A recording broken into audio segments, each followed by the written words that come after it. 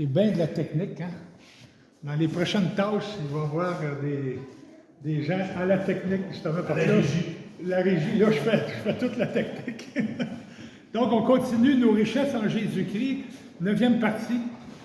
Dimanche passé, parmi nos richesses en Jésus-Christ, on a vu dimanche passé, le Seigneur est en paix avec nous. C'est une grande richesse que Dieu soit en paix avec nous. Et ce matin, on regarde une autre richesse en Jésus-Christ. Jésus me réconcilie. Et je vais prier avant de poursuivre. Merci Seigneur Jésus. Merci parce que tu es bon envers nous, tu nous aimes et tu as envoyé ton Fils sur la terre, mourir pour nos péchés. Et Seigneur, tu t'es réconcilié avec nous. Tu nous as réconciliés avec toi. Et merci Seigneur de ce que tu as fait pour nous. Et on te demande maintenant d'être avec nous, de nous parler, de nous montrer des choses que tu as à nous montrer. Soit avec les enfants en bas à l'école du dimanche, et soit avec nos frères et sœurs en Haïti. Merci Seigneur Jésus. Amen. Amen. Donc, un verset, Jésus me réconcilie, un verset dans Romains chapitre 5, verset 10.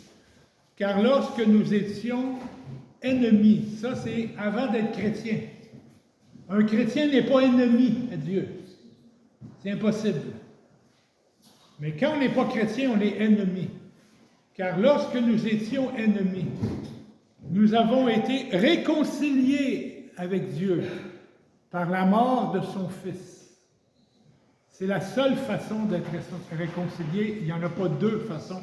Il y en a juste une. Être réconcilié par la mort de son Fils. À bien plus forte raison, étant réconciliés, serons-nous sauvés par sa vie. Évidemment, sa vie à Jésus-Christ nous donne du gaz, comme on dit au Québec. Dans ce verset, il y a 3 personnes concernées dans ce verset-là. Bien, il y a les fautifs, nous. Les coupables, nous, lorsque nous étions ennemis. Et il y a celui qui a subi les torts, les offenses, la rupture, Dieu. Et il y a Jésus, celui qui a accompli la réconciliation par sa mort de son Fils. Si Dieu nous a réconciliés à lui par la mort de son Fils, et je mets un verset qui parle encore de réconciliation, Romains 5, 8, mais en ceci, Dieu prouve son amour envers nous. Lorsque nous étions encore pécheurs, Christ est mort pour nous. Donc, il est encore question, lorsque nous étions encore pécheurs, quand on n'était pas sauvés.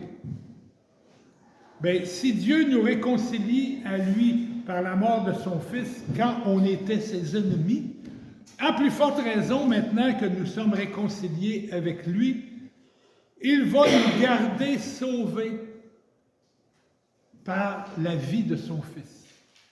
On voit un verset qui nous parle de ça aussi. Il nous garde sauvés. Je leur donne la vie éternelle. Elles ne périront jamais, les brebis. Elles ne périront jamais. C'est nous.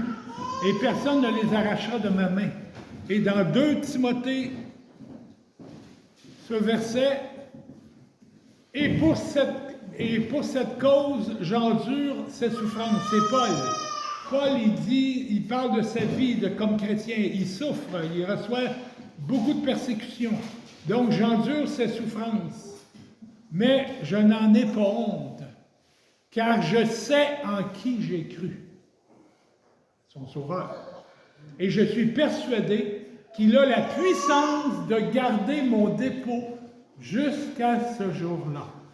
Jésus a la puissance de garder notre dépôt. Un dépôt, hein? On va chez Walmart, on veut acheter quelque chose, on donne un dépôt. Je ne sais pas si ça marche encore de même aujourd'hui. Ça a déjà marché de même. On donne un dépôt, et là, en donnant notre dépôt, ça veut dire quoi? Ça veut dire que le magasin s'engage à nous vendre l'objet. Il ne peut pas dire, après un dépôt, « Oh non, non, ça ne peut pas marcher. » Non. Un dépôt, c'est un dépôt. Ben, Jésus a la puissance de garder mon dépôt. J'y ai cru. C'est-à-dire, quand je vais mourir, j'ai ma place officielle parce que j'ai déjà mon dépôt. Si Jésus, à l'agonie sur la croix, nous a réconciliés avec Dieu, maintenant qu'il est vivant, ressuscité, il a le désir et le pouvoir de nous garder réconciliés avec lui. C'est à lui que revient si on reste chrétien ou non. C'est pas à moi un jour à dire « Oh non, moi je débarque ». C'est pas vrai. C'est pas ce que le Nouveau Testament nous enseigne. Le Nouveau Testament ne nous enseigne pas la perte du salut. Si la grâce de Dieu couvre les péchés de ses ennemis, bien plus la grâce de Dieu va couvrir les péchés de ses enfants, quel que soit le péché. Enseigner qu'on peut perdre son salut, ce n'est pas bien comprendre c'est quoi le salut, c'est quoi la grâce de Dieu.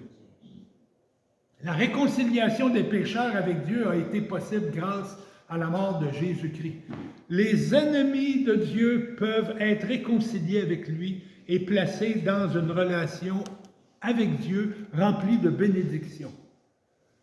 Pour que ça soit possible, les ennemis de Dieu doivent croire dans le sacrifice de Jésus mort pour pardonner leurs péchés et recevoir par la foi la justice de Jésus-Christ, c'est-à-dire la justice de Jésus-Christ. Évidemment, Jésus-Christ n'a jamais rien fait de mal quand il était sur la terre, jamais fait aucun péché. Quand on devient chrétien, on reçoit ça comme si on n'avait jamais fait de mal, jamais fait aucun péché. C'est vraiment spécial. C'est ce qu'on a vu dans les 8 derniers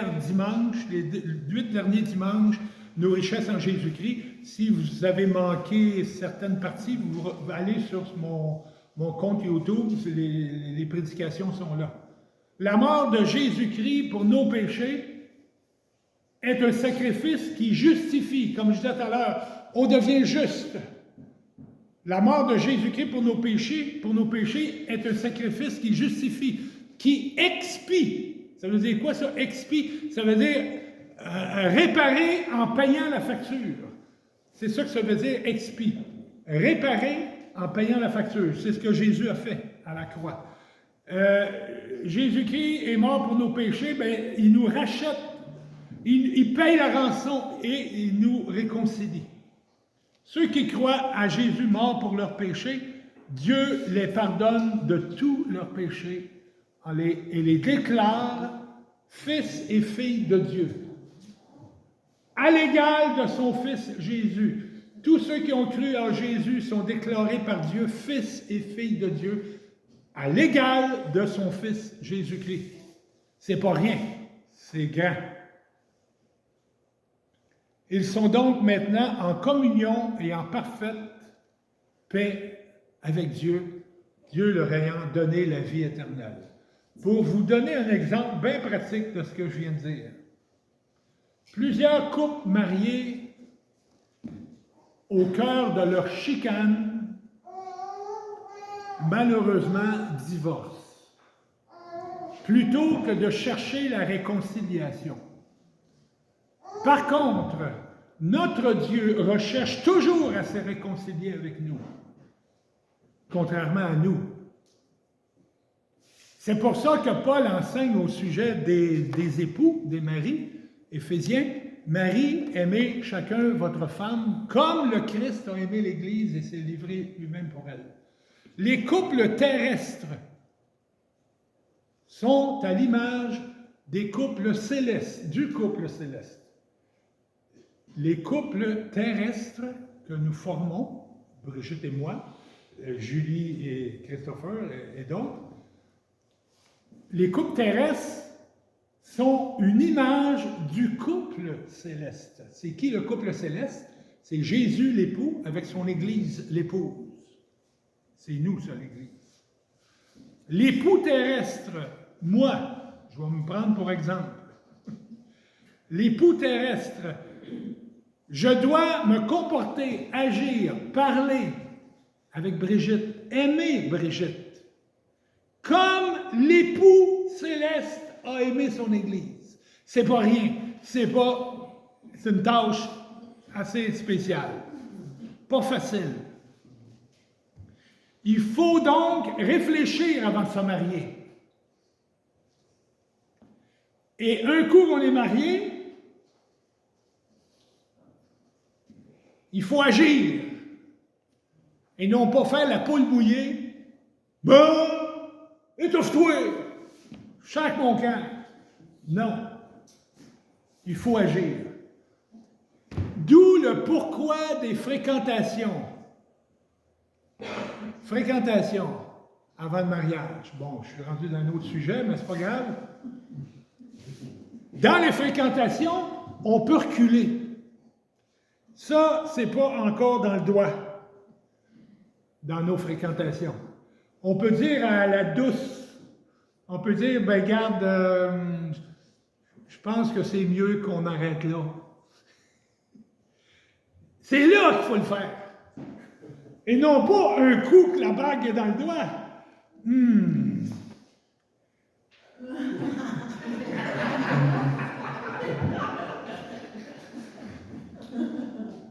Pas de commentaire. Mais un coup marié, je ne recule pas. Je recule plus un coup marié. Dans ma responsabilité d'aimer mon épouse, je ne fais pas non plus de surplace. Oh, moi, je recule pas, mais non, moi, je fais du surplace. Non, on ne fait pas de surplace. Je progresse dans ma responsabilité d'aimer mon épouse. C'est ça ce qu'un homme doit faire. Pourquoi réussir sa vie de couple? Ben, pour glorifier Jésus dans sa vie de couple. Jésus, il a une vie de couple avec nous. L'époux, l'épouse, l'Église. Ben, pourquoi je dois réussir ma vie de couple? Ben, c'est justement, je suis en train de prêcher à la société. Regardez, c'est qui Jésus en me voyant, moi puis ma femme. C'est ça que je suis en train de faire. Prêcher la perte du salut réduit Dieu à la faiblesse d'un couple terrestre. C'est ça, prêcher la perte du salut.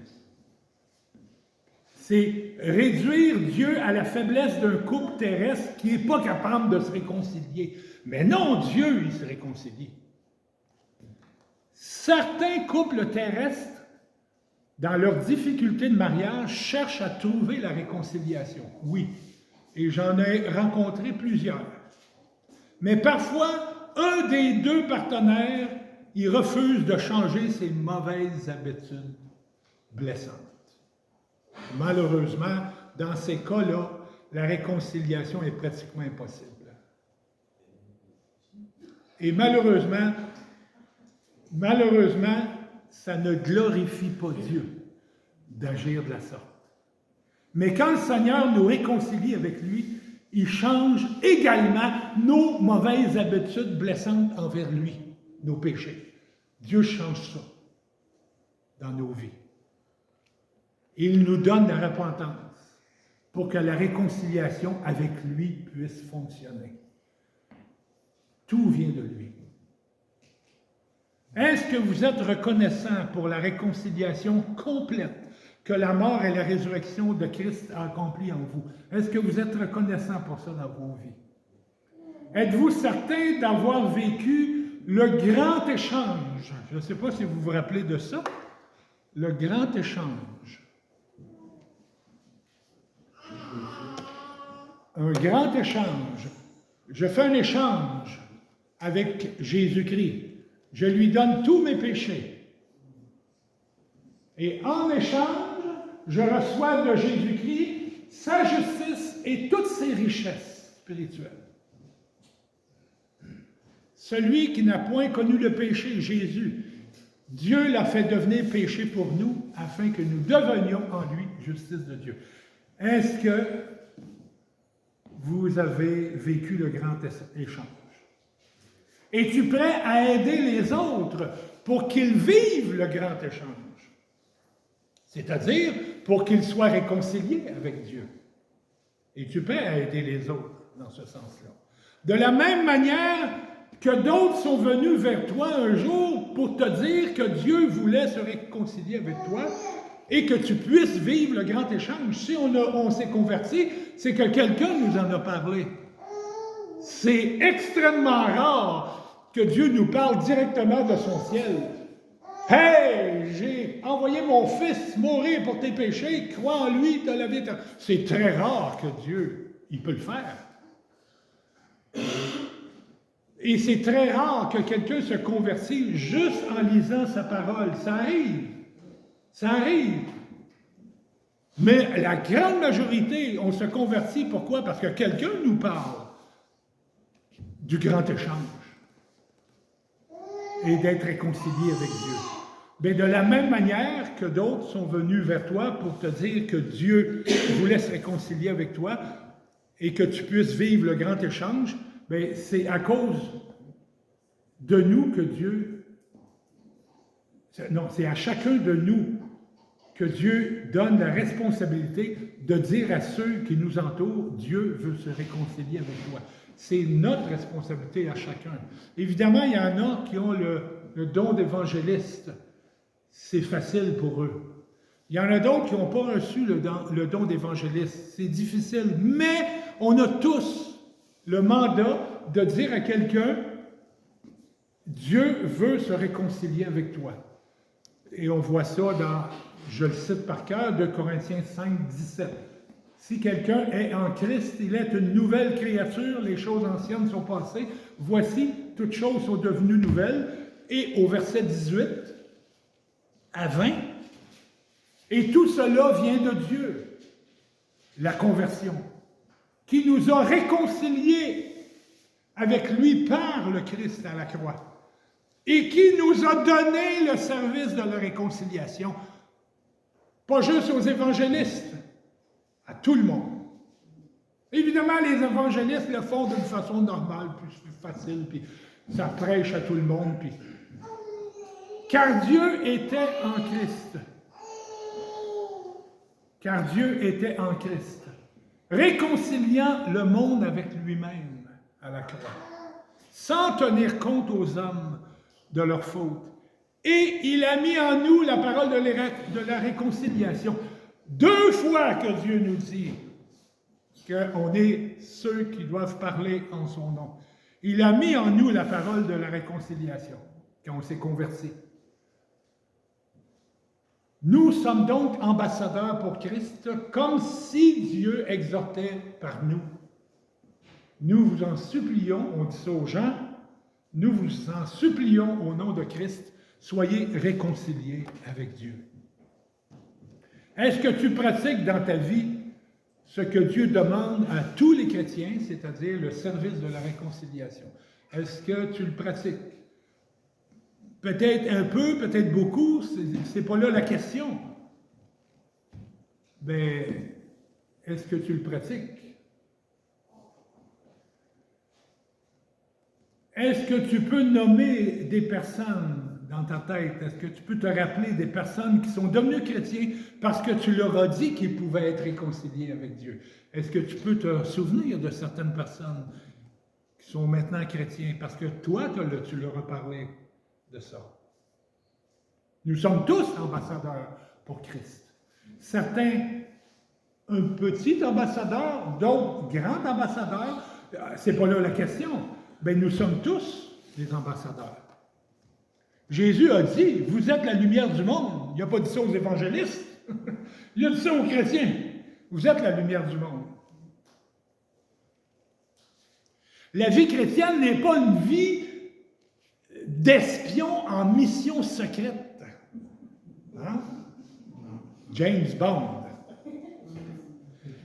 L'espion, il arrive dans un pays terrible, incognito.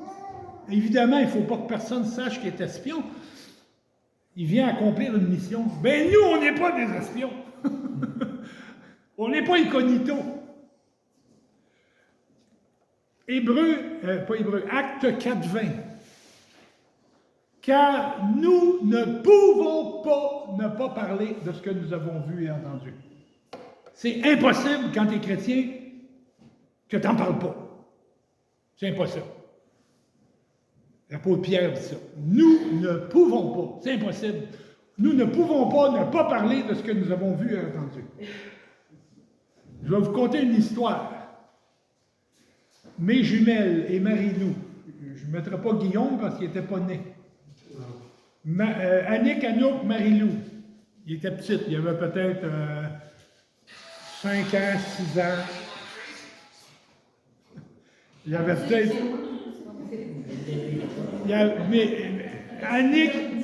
Annick, Anouk, Marie-Lou avait à peu près 5 ans, 6 ans. C'était ma fête. À tous les années, c'était ma fête.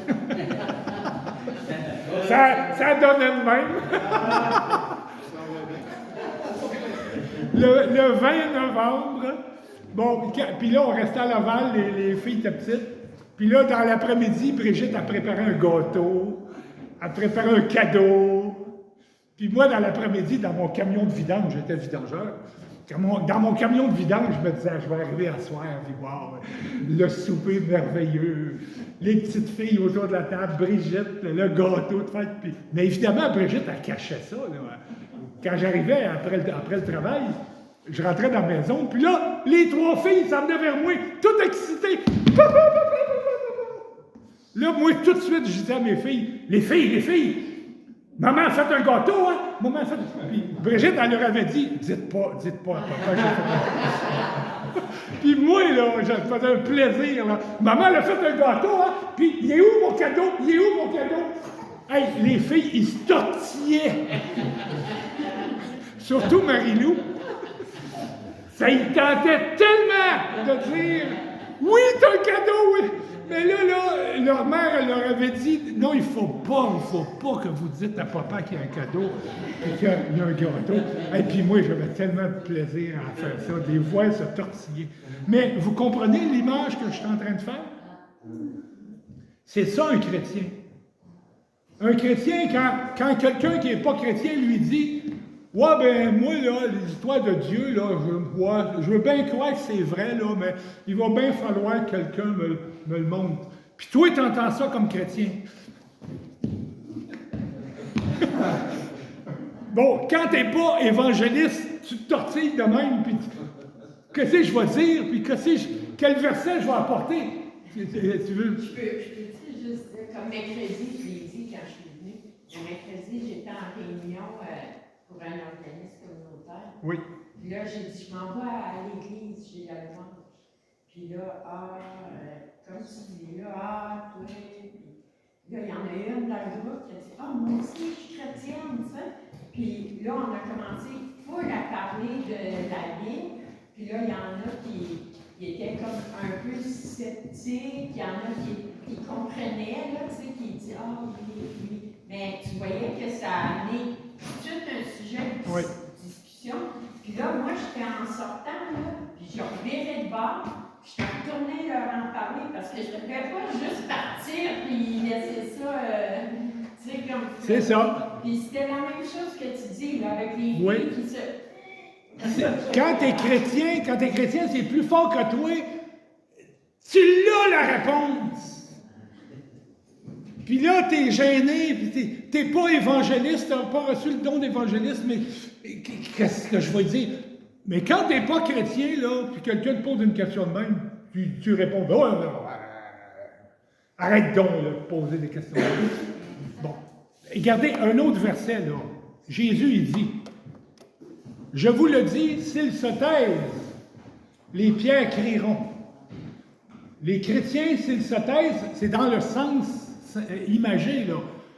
Ça veut dire qu'un chrétien, c'est impossible qu'il se taise. C'est impossible qu'il ne parle pas de son sauveur, qu'il n'ait pas le goût de parler de son sauveur. Si c'est le cas, il n'est pas chrétien. Tu veux savoir si tu es chrétien ou non, mais ça, c'est un bon test. Si tu as le goût de parler de ton sauveur à quelqu'un, c'est un bon test que tu es chrétien. Donc Jésus dit, s'ils se taisent, les pierres crieront. Ça veut dire, c'est une façon de parler que c'est impossible qu'un chrétien se retienne. Si tu ouvres la bouche pour témoigner, je te garantis que Dieu va te bénir abondamment. Ça, c'est garanti. Je crois... ne crois pas que le diable, il veut te faire croire que hey, tu n'es pas digne de témoigner, regarde tes péchés, puis regarde, tu lis pas ta Bible, puis tu es rare, tu pries, puis tu vas à ton église une fois sur 5. Écoute pas le diable. Il essaie de te faire croire des imbécilités. Tu as le Seigneur en dedans de toi, tu parles. Peu importe ta condition, digne ou pas digne. De toute façon, personne n'est digne. On va régler ça tout de suite. Le diable sait très bien qu'il ne peut plus t'emmener en enfer. Il sait. Tu as le salut éternel. Mais il sait quoi faire pour te faire taire, pour t'empêcher de témoigner le salut de Jésus aux ennemis de Dieu qui ne sont pas encore sauvés. Nous, les chrétiens, nous sommes les millionnaires spirituels. Puisez avec audace dans les provisions du Seigneur en vous approchant de son trône de grâce comme d'une banque. Je l'ai déjà parlé dans mes derniers messages. C'est comme si le Seigneur, il y a une banque, puis là, on va retirer tous les bénéfices spirituels qu'il a dans sa banque et la réconciliation. Et dites aux pauvres spirituels comment faire pour qu'à leur tour, ils puissent puiser dans les richesses de Jésus. Seigneur mon Dieu, merci parce que tu me réconcilies avec toi par la mort et la résurrection de ton Fils, Jésus. En Jésus, on est réconciliés. En Jésus, je suis ambassadeur qui aide les autres à être réconciliés à leur tour avec Dieu. C'était la richesse de ce matin, être réconcilié. J'en ai une deuxième, si on veut avancer dans nos 80 quelques richesses. Jésus habite en moi. Ça, c'est une autre richesse. Jésus habite en chacun de nous. Galates 2:20. Je suis crucifié avec Christ. Évidemment, ce n'est pas textuel vrai, là. Non. Mais je suis crucifié avec Christ et ce n'est plus moi qui vis, c'est Christ qui vit en moi. Je suis crucifié avec Christ, c'est-à-dire une façon de dire, j'ai cru à Jésus qui est mort pour mes péchés. Quand Jésus est mort pour mes péchés, c'est comme si c'était moi qui étais mort pour mes péchés. Mais évidemment, moi, je ne pouvais pas mourir pour mes péchés. Je n'ai pas le cash nécessaire pour payer la dette de mes péchés. Je ne pouvais pas faire ça. Même en le faisant aussi souffrant que Jésus, c'est zéro dans la balance. Donc Jésus a dû venir mourir pour moi, pour mes péchés. Mais je suis crucifié avec Christ. C'est ça que ça veut dire. Évidemment que le vieux Denis a été crucifié avec Christ. Maintenant, ce n'est plus moi qui vis, mais c'est le Christ qui vit en moi. Le Denis que vous voyez en avant, c'est juste le corps. C'est le même corps que j'avais quand j'étais ennemi de Dieu avant. J'ai conservé le même corps. Mais l'intérieur a tout changé. Tout changé. Jésus vit maintenant et pour toujours en moi. Jésus a fait sa demeure permanente en moi. Éphésiens 3:17.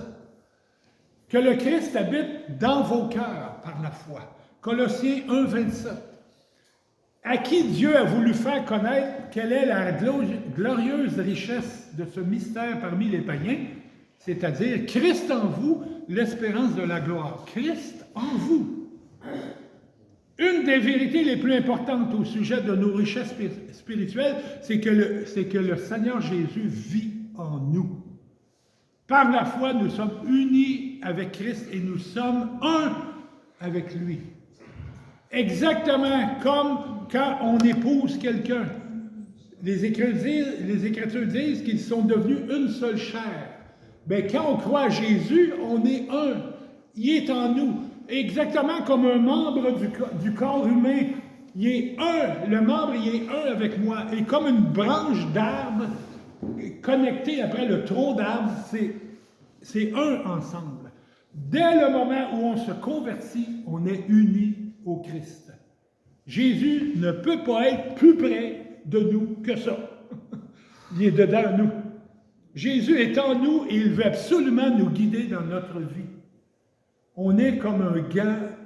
Je voulais m'emmener un gant pour vous montrer l'exemple, j'ai oublié. On est comme un gant dans la main de Jésus. La main, c'est Jésus. Le gant, c'est nous. C'est ça, un chrétien. L'extérieur, c'est le chrétien physique, mais dedans, c'est Jésus. On est comme un gant. Jésus, c'est la main. Arrêtons de nous débattre et faisons confiance à Jésus pour qu'il accomplisse sa volonté dans nos vies et qu'il verse ses richesses en nous. Dans toutes les circonstances de la vie. Dans toutes les circonstances de la vie, les chrétiens peuvent afficher avec certitude que Jésus est en eux. Dans toutes les circonstances de la vie.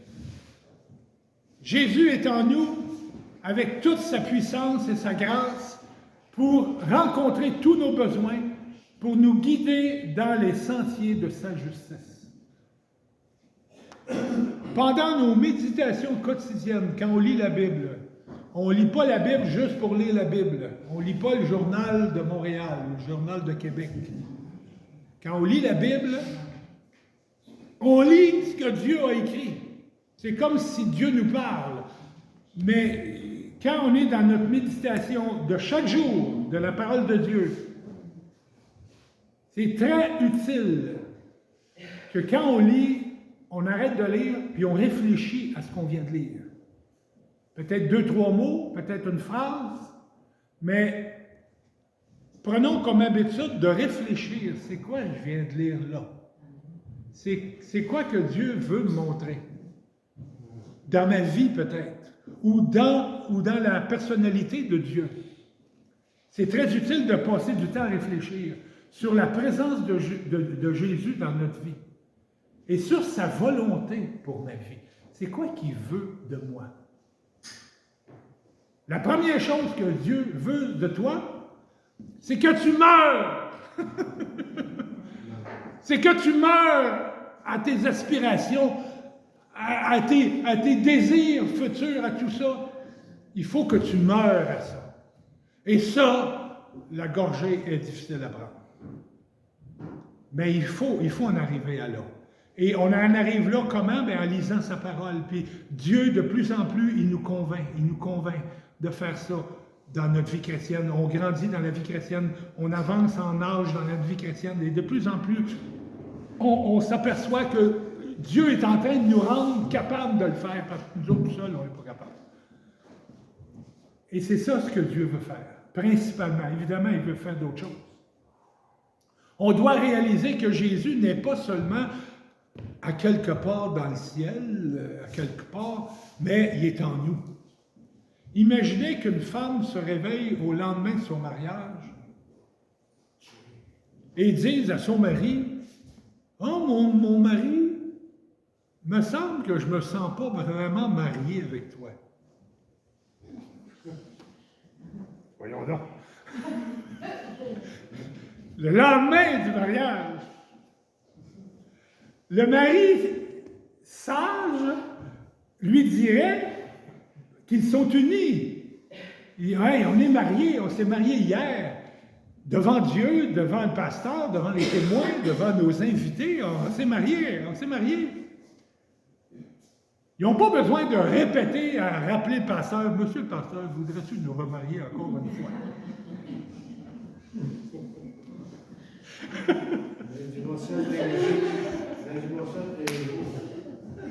C'était pas le cas. Mais tu sais, ils n'ont pas besoin de rappeler le pasteur, veux-tu nous marier encore? Mais plutôt de croire qu'ils sont unis et de vivre une union ensemble et de s'aimer l'un les autres. Je vous fais une confidence. On s'est mariés, Brigitte puis moi, le 30 septembre 1978. Pas pire. Trompe-toi pas. Et après la réception, bon, ça finit peut-être à... Quelle heure ça finit notre réception? À 2-3 heures? 2-3 heures du matin. On est parti en voyage de noces, et le voyage de noces s'est fait à l'Estérel. C'est à peu près à 2 heures de Montréal. C'était pas les grosses finances. Mais on a été mariés, on était bien heureux. Puis je me rappelle, le lendemain de notre mariage, le lendemain matin, j'ai eu aussi cette pensée-là. Garde, ça a-tu vraiment changé dans mon amour pour Brigitte? Dans ma vie, ça a-tu vraiment changé? Bon, oui, je restais chez maman puis papa, puis là, on s'est mariés, là, on va rester ensemble. Mais vous comprenez, quand je me suis marié, oui, je me suis marié, mais, hey, ça faisait 22 ans que j'étais tout seul, puis là, je me marie. Je vais-tu retourner chez maman et papa? Non, ben non.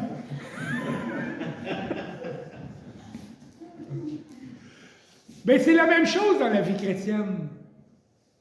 Tu deviens l'épouse de Jésus-Christ. Puis là, le lendemain de ta conversion, tu réfléchis, tu dis, j'ai-tu bien fait ça? C'est-tu vrai? Mais évidemment, c'est normal, c'est nouveau. Hey, si quelqu'un est en Christ, il est une nouvelle créature. Ça fait des années que tu as été un tel, puis là, paf, tu deviens une autre personne. C'est normal que tu réfléchis de même, tu te poses des questions. Mais c'est la même chose, justement, pour la vie chrétienne. J'ai cru en Jésus, il vit en moi maintenant. Bien là, jour après jour de ma nouvelle vie chrétienne, je vais vivre en union avec Jésus. En vivant notre amour l'un pour l'autre, ça va grandir de plus en plus. Puis aujourd'hui, je peux dire que oui, je suis marié. Après 46 ans, je peux le dire, je suis marié. Je ne peux plus retourner chez maman et papa, ils sont au cimetière. C'est impossible. Mais j'ai vraiment le sentiment d'être marié, puis là, c'est vraiment fort, c'est à 100%. Mais le lendemain de mon mariage, ouf, c'est-tu vrai? Bien, c'est comme ça la vie chrétienne, comme je pourrais un peu l'expliquer. Mon occupation de chaque jour est d'être occupé à vivre en union avec lui. Parce que je suis marié avec lui. Je suis son épouse. Et de faire sa volonté. Ce qui va me rendre heureux et en paix, c'est inévitable. Le chrétien qui réalise ça, c'est l'homme ou la femme la plus heureuse sur la planète. De réaliser qu'on est l'épouse de Jésus-Christ et puis qu'elle a la vie en moi. Je te loue, Seigneur, de ce que Jésus-Christ vit en moi. Je suis uni à Jésus comme l'épouse à son mari. Je suis un avec Jésus. Parce qu'il le dit, parce qu'il le dit. C'est pas parce que moi je le pense ou que je le sens, non, c'est parce qu'il dit. Je le crois. On va prier. Merci Seigneur Jésus, merci de ce que tu nous réconcilies, premièrement, qu'on a vu, et tu vis en chacun de nous qui avons cru. Quelle richesse nous avons. Quelle richesse. Merci Seigneur Jésus de ton amour, de la réconciliation et de ta présence dans nos vies. Et aussi, Seigneur, que nous puissions être des bons ambassadeurs pour toi. Chacun à la mesure de ses capacités, comme tu nous le dis. Et Seigneur, pour nous, c'est impossible de ne pas parler. Nous ne pouvons pas ne pas parler de ce que nous avons vu et entendu. Et Seigneur, tout ça, c'est des grandes richesses. Tu fais de nous des nouvelles personnes. Évidemment, dans un même corps, mais l'intérieur complètement transformé. Merci, Seigneur Jésus, de cette grande richesse. En ton nom qu'on te prie. Amen. Amen.